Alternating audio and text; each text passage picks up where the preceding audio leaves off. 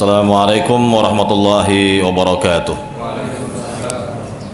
Innal hamdalillah nahmaduhu wa nasta'inuhu wa nastaghfiruh wa na'udzu billahi min shururi anfusina wa min sayyiati a'malina.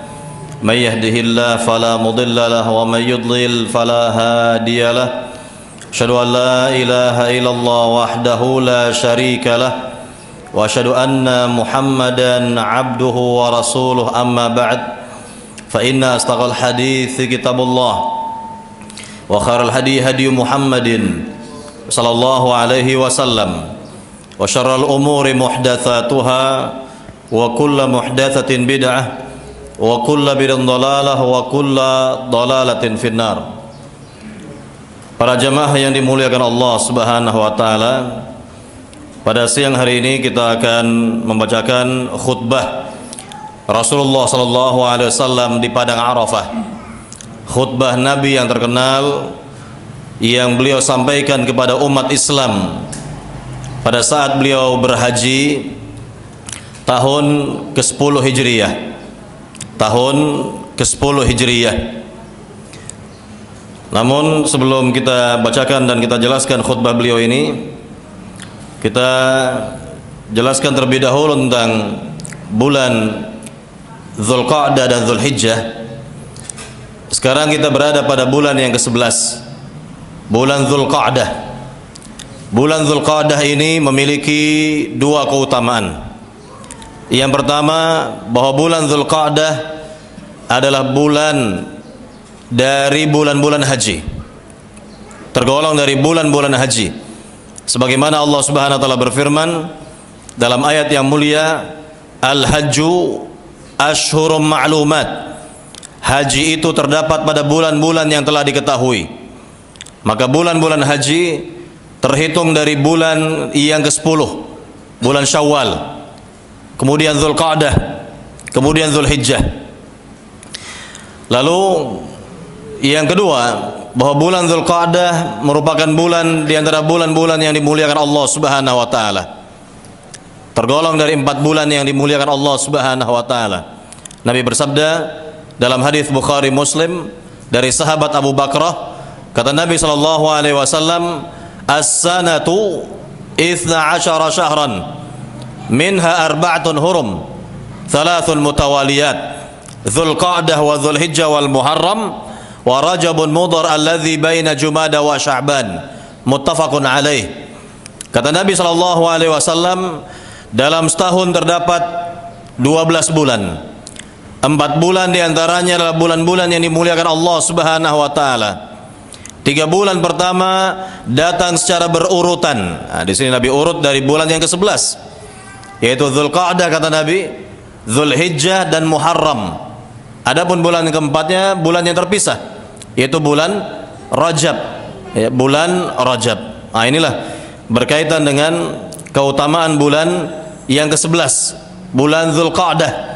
Namun ingat bahwa bulan Dzulqa'dah ini tidak memiliki amalan-amalan khusus. Ingat ini, bahwa bulan Dzulqa'dah ini tidak memiliki amalan-amalan khusus. Nah, ini berbeda dengan bulan yang berikutnya lagi. Bulan yang berikutnya adalah bulan Dzulhijjah, atau sebagian orang menyebutnya bulan haji, di mana pada bulan Dzulhijjah ini terdapat amalan-amalan khusus, yaitu yang pertama adalah ibadah haji, ibadah yang mulia yang akan dilaksanakan oleh mereka yang berhaji dari tanggal 8 Dzulhijjah atau hari Tarwiyah sampai tanggal 13 Dzulhijjah, ya, kurang lebih 6 harian, ya, sepekan lah kurang lebih kita katakan tentang ibadah haji ini, dari mulai tanggal 8 Dzulhijjah, di mana para jamaah haji menuju Mina, akan bermalam di Mina dan berakhir, ya, dengan pelontaran, ya, jumrah atau 3 jumrah yang terakhir, yaitu tanggal 13 Dzulhijjah. Tanggal 13 Dzulhijjah inilah amalan khusus, amalan khusus pada bulan Dzulhijjah. Kemudian yang kedua adalah kurban, tentunya kurban bagi mereka yang mampu. Bagi mereka yang mampu maka wajib berkurban, ya, berkurban, dan tentunya, ya, disembelihnya hewan kurban dari tanggal 10 dan 3 hari berikutnya, yaitu hari-hari tasyrik, Tanggal 11, 12, 13 Zulhijjah. Kemudian yang ketiga, tentu bagi mereka yang tidak berhaji disyariatkan pada hari Arafah tanggal 9 Zulhijjah untuk berpuasa sunat hari Arafah. Puasa Arafah namanya, ya. Kemudian juga dari tanggal 9, ini yang keempat, dari tanggal 9 sampai tanggal 13 Zulhijjah disyariatkan kita untuk bertakbir, bertasbih, bertahmid kepada Allah Subhanahu wa taala, atau dengan istilah takbiran. Takbiran Idul Adha ada 5 hari, dari tanggal 9 sampai tanggal 13. Ya, dari tanggal 9 sampai tanggal 13 Zulhijjah bertakbir, bertasbih, bertahmid kepada Allah Subhanahu wa taala. Maka digambarkan dalam hadis, dalam sebuah riwayat, bahwa Mina di zaman Nabi, di zaman para sahabat, yakni bergemuruh. Mina itu bergemuruh, ya, karena apa? Karena takbirnya para sahabat, takbir mereka di kemah mereka masing-masing, di kemah mereka masing-masing, tidak dipimpin. Jadi masing-masing saja mereka bertakbir, bertasbih, bertahmid kepada Allah Subhanahu wa taala. Nah, inilah yakni berkaitan dengan amalan-amalan khusus yang dikerjakan di bulan Zulhijjah. Para jamaah yang dimuliakan Allah Subhanahu wa taala, sekarang kita dengarkan khutbah Nabi di padang Arafah tahun ke-10 Hijriyah, di mana haji Nabi itu disebut sebagai haji wada, haji perpisahan. Ya, dikatakan haji perpisahan karena kurang lebih selesai Nabi mengerjakan ibadah hajinya, kurang lebih 2 bulan ya ke depan, ya, Nabi wafat. Nabi meninggalkan umat Islam untuk selama-lamanya. Nah, di sini kita akan bacakan ya khutbah Nabi yang luar biasa ini, yang mengandung ya pelajaran akidah, mengandung ya yakni adab, misalnya dalam berkeluarga dan yang lainnya. Kata Nabi SAW, inna dima'akum wa amwalakum haramun alaikum, sesungguhnya darah kalian dan harta kalian haram atas diri kalian. Apa maknanya? Bahwa darah kaum muslimin, harta umat Islam itu sangatlah mulia sekali, tidak boleh ditumpahkan, ya, yakni tanpa sebab yang dibenarkan. Tidak boleh dirampas harta mereka tanpa sebab yang dibenarkan.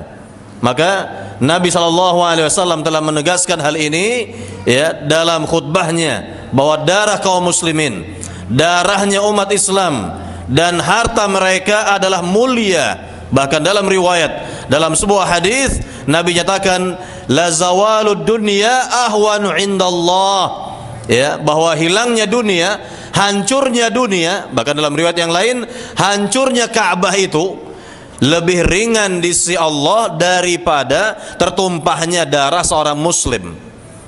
Tertumpahnya darah seorang muslim. Nah, ini menjelaskan juga kepada kita bahwa ajaran Islam ini ajaran yang luar biasa. Ajaran yang luar biasa, bahwa tidak dibenarkan seorang menumpahkan darah orang lain tanpa sebab ya yang dibenarkan oleh agama ini. Misalnya di antara orang ya, yakni kaum Khawarij itu misalnya, mereka yakni berbuat teror sana teror sini, ya, membunuh sekian banyak manusia ya dengan dalih jihad katanya. Ini tidak benar. Atau dengan berbagai macam alasan lah yang ada pada diri mereka, maka pada dasarnya Islam telah berlepas diri dari perbuatan-perbuatan ya mereka itu. Ya, ini dengan dinyatakan dari hadis Nabi yang mulia ini, inna dima'akum wa amwalakum haramun alaikum, sungguhnya harta kalian dan darah kalian haram atas diri kalian. Kemudian apa kata Nabi berikutnya? Kahurmati yaumikum hadza, sebagaimana mulianya hari kalian ini. Hari apa maksudnya? Hari Arafah, hari yang sangat mulia, siang yang sangat mulia, ya, disebut hari Arafah karena pada tanggal 9 Zulhijjah itu ya umat Islam yang berhaji akan melaksanakan apa? Wukuf. Apa makna wukuf? Apa makna wukuf, Pak? Wukuf arti berdiam diri. Berdiam diri di Arafah dari kapan sampai kapan? Dari tergelincirnya matahari, ini waktu zuhur, sampai terbenamnya matahari. Apa yang dikerjakan oleh umat Islam ketika tawaf, ketika wukuf? Banyak berzikir kepada Allah, banyak berdoa kepada Allah Subhanahu wa taala, ya, memuji-muji Allah Subhanahu wa taala, ya. Intinya banyaklah beribadah kepada Allah Subhanahu wa taala. Banyak-banyak beribadah kepada Allah Subhanahu wa taala. Waktunya tidak lama. Dari tergelincir matahari sampai terbenam matahari, kita perkirakan 6 jam misalnya, 6 jam. Dari jam 12-an sampai jam 6 sore, 6 jam lah kurang lebih, ya, para jamaah haji itu berwukuf di padang Arafah.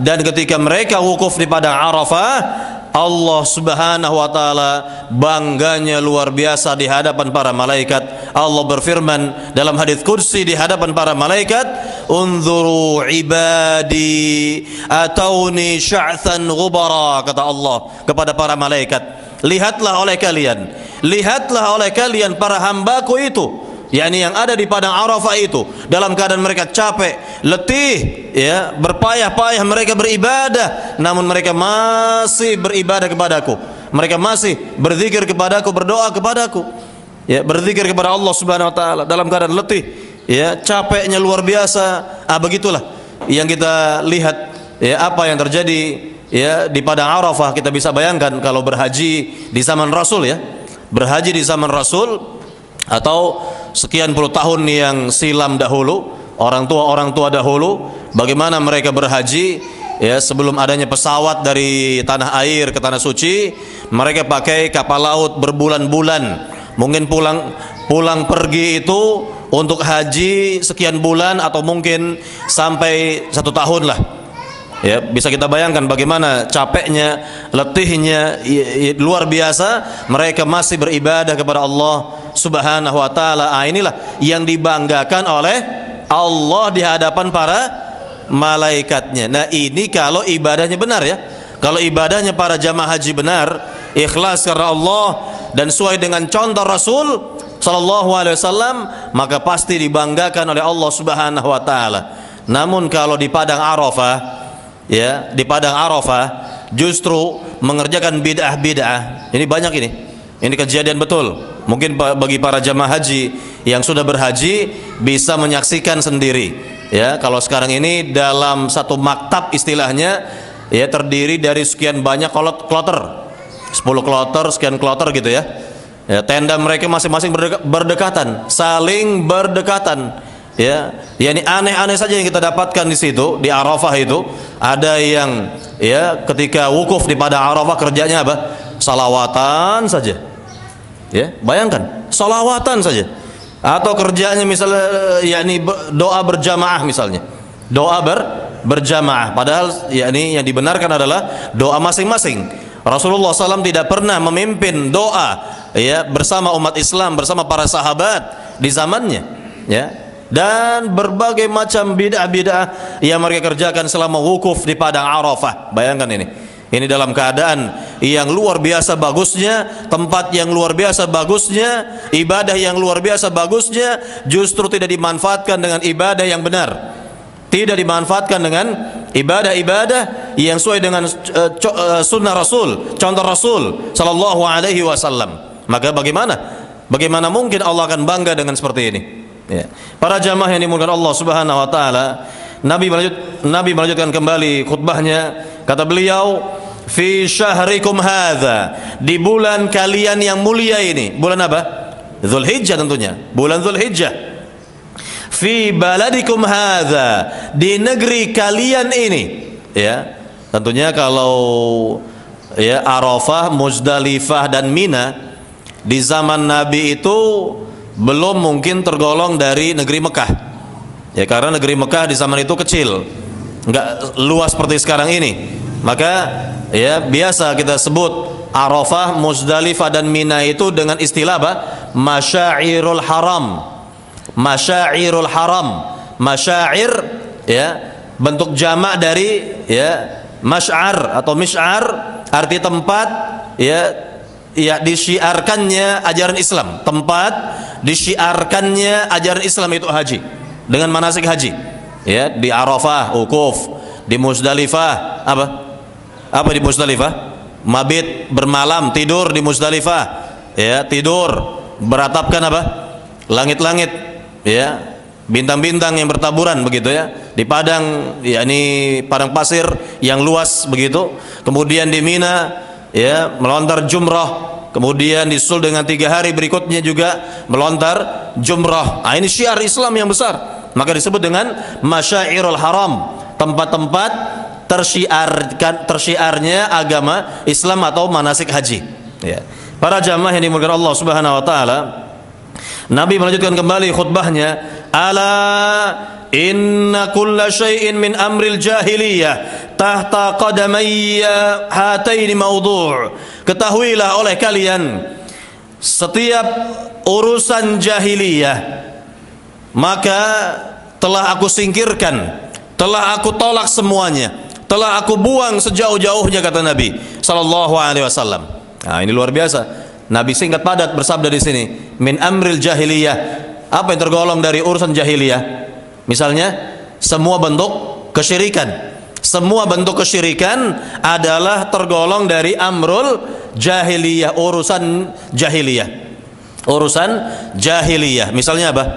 Misalnya, ya, kaum jahiliyah dahulu menjadikan dukun atau paranormal sebagai sumber, ya, bertanya, tempat bertanya, rujukan utama bagi mereka, para dukun paranormal di zaman itu. Pokoknya semua masalah yang ada pada diri mereka, masalah pribadi, masalah keluarga ataupun masyarakat, pasti akan mereka tujukan kepada dukunnya atau paranormalnya di zaman itu. Maka barang siapa di zaman ini juga masih percaya dengan dukun dan paranormal, ini tergolong dari amrul jahiliyah, tergolong dari urusan jahiliyah. Pokoknya semua yang berbau kesyirikan, semua yang berbau kesyirikan. Misalnya lagi, ramal-meramal nasib, mengundi-undi nasib, ya, ini juga termasuk dari amrul jahiliyah. Atau misalnya lagi, ya, termasuk amrul jahiliyah dalam musibah, misalnya meratap, ya, meratap, ya, ini juga termasuk perkara jahiliyah, warisannya orang-orang jahiliyah di zaman dahulu, ya.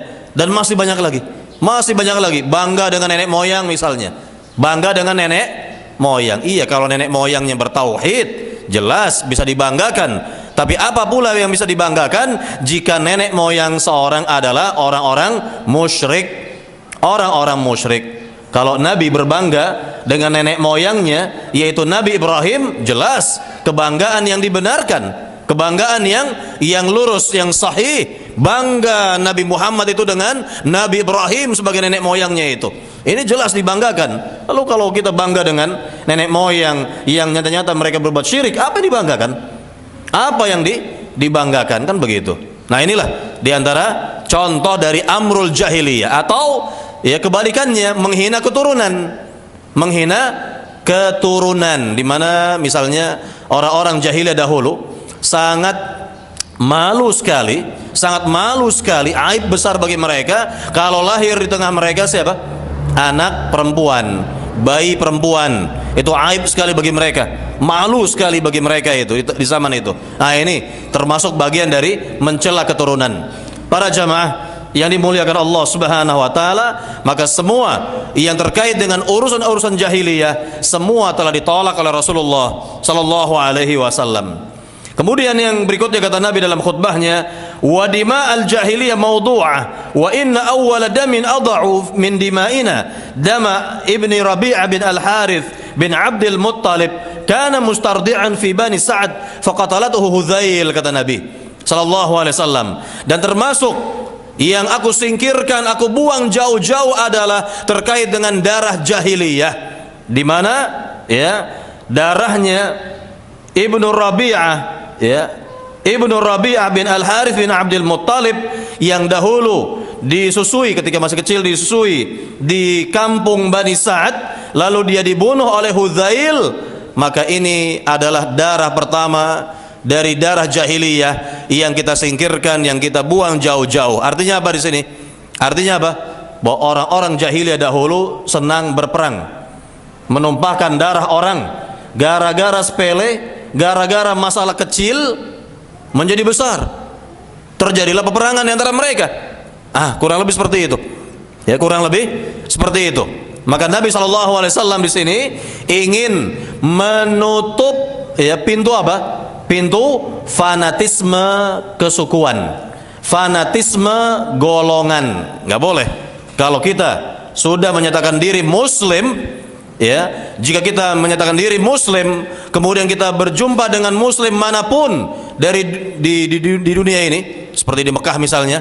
Ya, kita berjumpa dengan Muslim dari Afrika, Muslim dari Eropa, Muslim dari itu, maka semuanya adalah saudara kita. Semuanya saudara kita. Innamal mu'minuna ikhwatun, kata Allah. Sungguhnya orang-orang beriman itu semuanya adalah bersaudara. Dan Nabi SAW sendiri telah ingatkan kepada kita tentang persaudaraan ini, persaudaraan ya yang luar biasa ini, seperti satu bangunan, atau dalam hadis yang lain seperti satu tubuh. Ya, jika ada di antara tubuh tersebut anggota tubuh yang sakit, maka yang lain pun akan merasakan sakitnya, kata Nabi sallallahu alaihi wasallam. Inilah yang ingin dijelaskan oleh Nabi kepada para sahabat, kepada umat Islam, bahwa fanatisme golongan, fanatisme kesukuan itu merugikan Islam dan kaum muslimin. Para jamaah yang dimuliakan Allah Subhanahu wa taala, yang berikutnya kata Nabi dalam khutbahnya, waribal jahiliyah maudhu' wa awwalu riba ad'u ribana riba Abbas bin Abdul Muttalib fa innahu maudhu' kullah. Ya, dan termasuk yang aku singkirkan sejauh-jauhnya, aku buang sejauh-jauhnya adalah riba jahiliyah. Riba jahiliyah, maka semua riba apapun bentuknya dia, maka dia adalah haram berdasarkan firman Allah Subhanahu wa taala. Allah berfirman apa? Ahallallahu al-bai'a wa harramar riba. Allah halalkan jual beli dan Allah haramkan riba. Yakni secara umum bentuknya adalah nakirah, yakni semua bentuk riba telah diharamkan oleh Allah Subhanahu wa taala. Tidak ada riba yang dikecualikan dalam agama ini, dan inilah hadis Nabi yang mulia sallallahu alaihi wasallam yang menjelaskannya. Para jamaah yang dimuliakan Allah Subhanahu wa taala, berikutnya Nabi dalam khutbahnya menyinggung tentang muamalah kita kepada keluarga, kepada istri. Apa kata Nabi dalam khutbahnya ini? Selanjutnya beliau bersabda dalam khutbahnya, fattaqullaha fin nisa. Bertakwalah kalian semua wahai kaum pria, wahai para suami, terhadap istri-istri kalian, terhadap wanita, kata Nabi sallallahu alaihi wasallam. Fa innakum akhadhtumuhunna bi amanatillah. Sungguhnya kalian telah menikahi mereka itu dengan amanah Allah Subhanahu wa taala.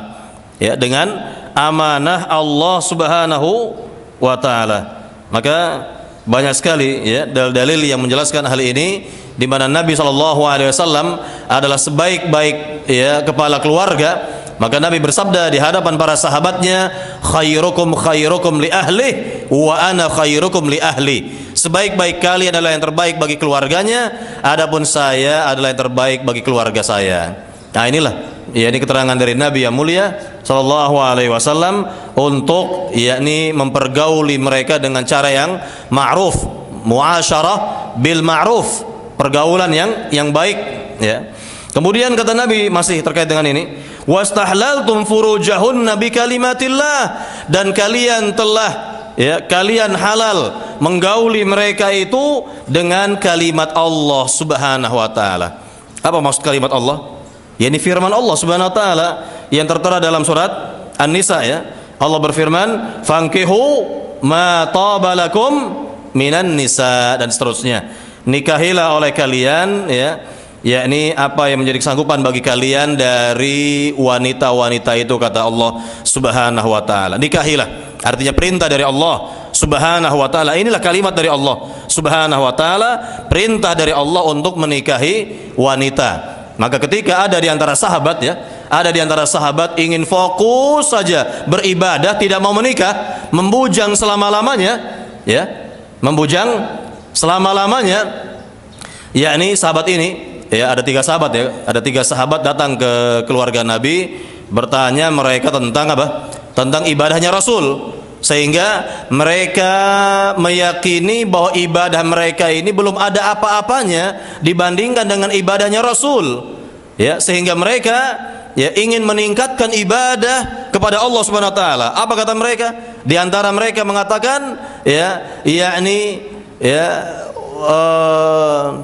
aku akan terus beribadah ya dan tidak akan menikah. Yani fokus beribadah, tidak akan menikah. Nah, ini semua ya sampai ke telinga Rasul sallallahu alaihi wasallam. Apa kata Nabi di hadapan para sahabatnya? Amma wallahi, demi Allah, fa inni atqakum billah, ya, sungguhnya aku adalah orang yang paling takwa kepada Allah Subhanahu wa taala. Ya. Wa atazawwajun nisa, aku beribadah kepada Allah dan aku pun menikahi wanita, kata Nabi sallallahu alaihi wasallam. Maka tidak boleh jomblo selama-lamanya, enggak boleh. Ya, haram.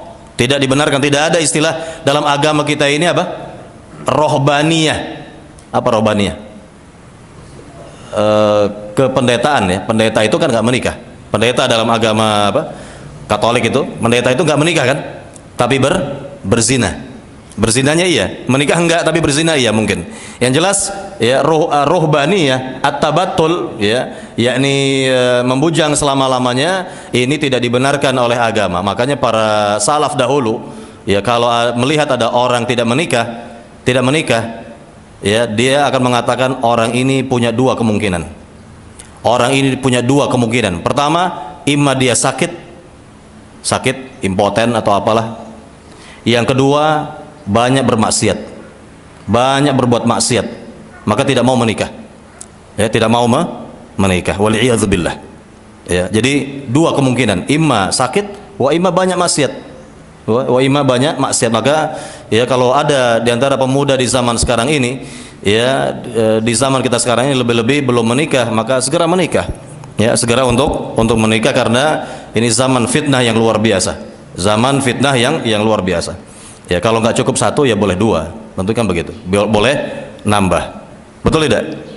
Nah, kemudian yang berikutnya lagi kata Nabi SAW, wa inna lakum alaihinna alla yuti'na furushakum ahadan takrahuna, fa in fa'alna dzalik fadribuhunna darban ghayra mubarrih. Dan sungguhnya kalian memiliki hak atas istri-istri kalian. Ya, para suami memiliki hak atas istri-istri kalian. Apa diantaranya? Yaitu ya boleh melarang, kata Nabi, jika ada orang-orang yang tidak disukai ya masuk ke dalam rumah, maka boleh dilarang. yakni berikan peringatan, berikan kabar kepada istri, misalnya itu di antara keluarga kamu itu ya si fulan saya tidak suka dengannya, jangan dia masuk ke rumah saya. Ya, larang, kalau dia mau masuk larang, nggak boleh masuk ke rumah saya. Nah, ini keterangan dari Nabi di sini, ya, wa inna lakum alaihinna alla yuti'na furushakum ahadan takrahunahu. Itu maknanya.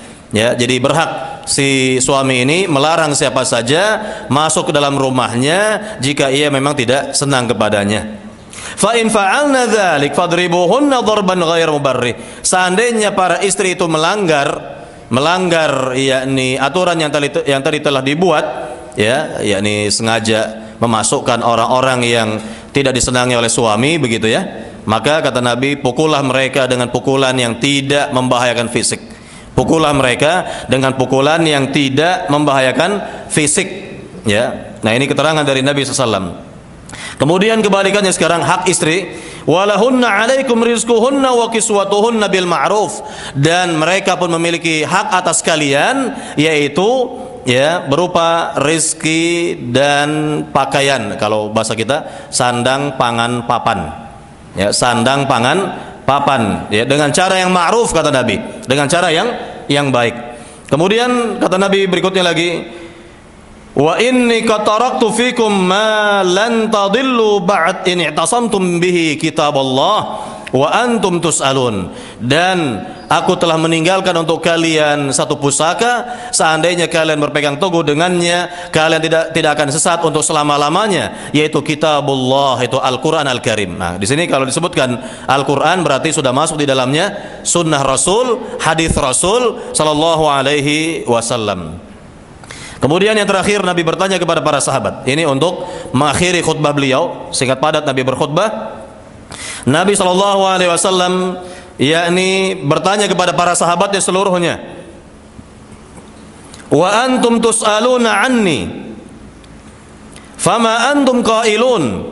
Wahai para sahabatku, wahai umat Islam, kalian kelak akan ditanya oleh Allah Subhanahu wa taala di negeri akhirat tentang diriku, maka apa jawaban kalian mengenai diriku ini? Ya, maka para sahabat berkata semua, nashhadu annaka qad balaghta risalati rabbik wa addaita wa nasahta li ummatik wa qadaita alladhi 'alaika. Sungguh kami bersaksi bahwa engkau telah menyampaikan risalah Tuhanmu, risalah Rabbmu, dan engkau telah menasihati umat ini, engkau telah melaksanakan tugas dengan baik. Ya, ini luar biasa. Ini jawaban dari para sahabat Nabi kepada Nabi SAW. Kemudian Nabi bersabda di sini sambil mengacungkan jarinya ke langit, ya, Allahumma syhad, Allahumma syhad, ya Allah saksikanlah, ya Allah saksikanlah. Nah, inilah ya berkaitan dengan khutbah Nabi di padang Arafah. Singkat padat Nabi berkhutbah, ya, banyak pelajaran yang bisa kita petik di dalamnya. Ada yang terkait dengan akidah, ada yang terkait dengan muamalah, ya, harta dan lain sebagainya. Berpegang teguh dengan agama ini dengan sebaik-baiknya, ya, bermuamalah dengan keluarga dengan muamalah yang ma'ruf, yang baik, ya, dan lain sebagainya. Dan inilah sekali lagi yang bisa kita sampaikan pada siang hari ini. Silakan jika ada pertanyaan dari para jamaah, pertanyaannya bebas, boleh terkait dengan materi atau di luar materi, silakan. Nah, silakan Pak.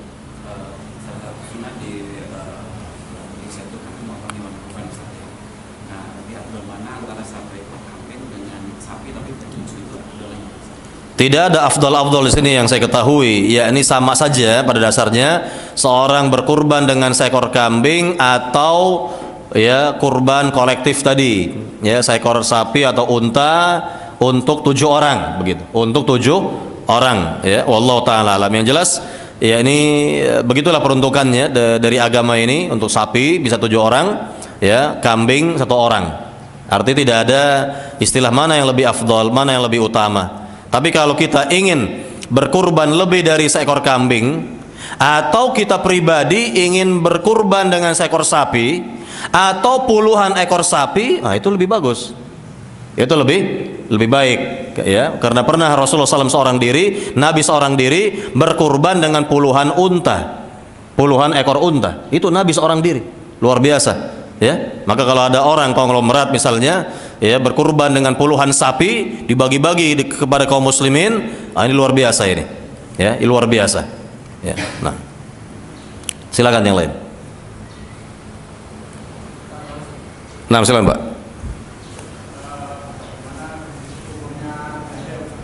Hukumnya? Gadai, ya. Ini nanti tanyakan kepada yang ahli atau yang lebih paham dalam masalah ini berkaitan dengan masalah ekonomi ini. Nah, yang lain dulu. Salam. Sekarang misalnya ada beberapa kasus satu keluarga, terkadang dia membeli lebih dari 1 kambing, tapi diperuntukkan untuk dirinya, yang mana dia kepala keluarga, 1 untuk istrinya, 1 untuk anak. Kurban ya? Iya, kurban. Apakah hal itu dalam benar kayak gini? Jadi misalnya saya pernah dengar dalil bahwa 1 kurban cukup untuk 1 keluarga, dalam artian seorang kepala keluarga kurban dia juga mencukupi itu. Baik. Pertama perlu didudukkan terlebih dahulu berkenaan dengan kewajiban kurban. Kewajiban kurban itu ada pada seorang yang sudah mampu berkurban. Artinya dia punya uang. Dia yang punya uang. Misalnya dalam sebuah keluarga yang bekerja, yang punya uang adalah kepala keluarga, maka dialah yang berkewajiban kurban. Adapun istri dan anak-anaknya, karena mereka tidak punya uang, tidak ada kewajiban berkurban, kan begitu. Jadi sekali lagi, kurban adalah kewajiban individu muslim yang sudah mampu. Kewajiban individu muslim yang sudah mampu. Kalau mampunya tiap tahun berkurban, kan begitu, ya. Ini pertama. Yang kedua, 1 ekor kambing misalnya, ya, yakni yang berkurban adalah kepala keluarga dengan seekor kambing. Maka ketika hewan kurban ini disembelih, dia berdoa untuk, ya, yakni seluruh anggota keluarganya dari si pahala. Artinya boleh saja dia berdoa sebagaimana doa Nabi, yaitu Allahumma hadza anni wa an ahli baiti. Ya Allah, inilah hewan kurban untuk diriku dan untuk seluruh anggota keluargaku. Jadi ya, yang berkurban kepala keluarga, sedangkan yang mendapatkan pahalanya itu adalah seluruh anggota keluarga ya tersebut. Nah, ini jelas. Jadi ya, ini dari sisi pahala mereka bisa dapat seluruhnya. Dari sisi pahala mereka sudah dapat seluruhnya, bisa dapat seluruhnya ya. Kemudian yang ketiga, tidak dibenarkan ya, yakni kurban kolektif. Maksudnya begini, ya, yakni misalnya dalam satu kelas, ya di sekolah misalnya dalam satu kelas terdiri dari 30 siswa, ya, 30 murid, masing-masing berapa begitu ya. Ya. Kemudian dibelikan seekor kambing, katanya ini hewan kurban. Maka kita katakan ini bukan hewan kurban, tetapi ini adalah hewan sembelihan biasa. Hewan sembelihan biasa, bukan hewan kurban. Kenapa? Karena pada dasarnya anak-anak itu, murid-murid itu belum mampu berkurban. Ya, yang mampu berkurban adalah orang tua mereka, begitu. Bukan anak-anak ini. Ya, nah, kurang lebih seperti itu. Nah, ada lagi? Ada pertanyaan lain? Nah, silakan Pak. Terakhir Pak. Disebutkan darah seorang muslim bagaimana dengan kondisi sekarang kita punya atas negara dan kadang-kadang ada negara lain seperti ini, dimana kita nggak tahu bahwa kita itu muslim atau gimana, itu gimana? Kalau antar muslim tidak boleh berperang ya, misalnya dua negara bertangga, yang satu muslim, ini muslim ya, katakanlah Malaysia dengan Indonesia, nggak boleh berperang, tidak boleh berperang ya. Ya, kecuali kalau memang misalnya negara tetangga menyerang negeri kita misalnya, kita wajib membelanya, kan begitu, kita wajib membelanya. Yang pada asalnya hukum berperang di antara mereka ini dua negara muslim tidak boleh ya. Kemudian kalau ya sifatnya mempertahankan diri itu jelas. Contoh, jangankan dua negara, kita saja yang dirampok misalnya, ya, pencuri atau perampok ingin merampok ya, harta kita, mengambil harta kita pertahankan walaupun nyawa taruhannya. Nah, itu kan jelas beda, ya. Walaupun si perampok itu muslim, ya, walaupun si perampok itu adalah muslim. Ya, maka kita wajib membela diri kita ya. Maka Nabi bersabda, man qutila duna malih fahuwa syahid, man qutila duna ya nafsihi fahuwa syahid, atau duna ahlihi fahuwa syahid. Barang siapa membela ya, barang siapa terbunuh karena membela dirinya, hartanya atau keluarganya, maka ia tergolong syahid, kata Nabi sallallahu alaihi wasallam. Nah, ini luar biasa ini. Hadis yang luar biasa yang memberikan motivasi kepada kita untuk berani ya, berani melawan mereka, berani melawan mereka. Nah, yang terjadi di zaman sekarang ini, sebagian umat Islam justru takut menghadapi orang-orang seperti itu. Kenapa takut? Yaitu karena mungkin ya, yakni di benaknya ini masih banyak urusan dunia lah yang dia inginkan begitu. Padahal Nabi telah menjanjikan apa? Mati syahid. Siapa yang tidak ingin mati syahid seorang muslim? Siapa yang tidak ingin mati syahid seorang muslim? Nah, ini kan luar biasa. Jadi hadis seperti ini sebenarnya memberikan motivasi kepada umat Islam ya, untuk berani membela dirinya, hartanya, keluarganya ya, dari perbuatan orang yang zalim itu. Ya, maka kalau ada seperti ini keberanian pada diri kaum muslimin, maka insyaallah ya, yakni mereka tidak akan berani.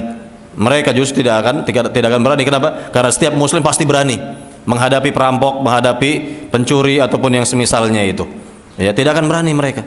Tidak akan berani. Nah, inilah yang perlu ditumbuhkan di hati umat Islam agar ada keberanian di antara mereka, keberanian pada diri mereka masing-masing dalam masalah-masalah seperti ini.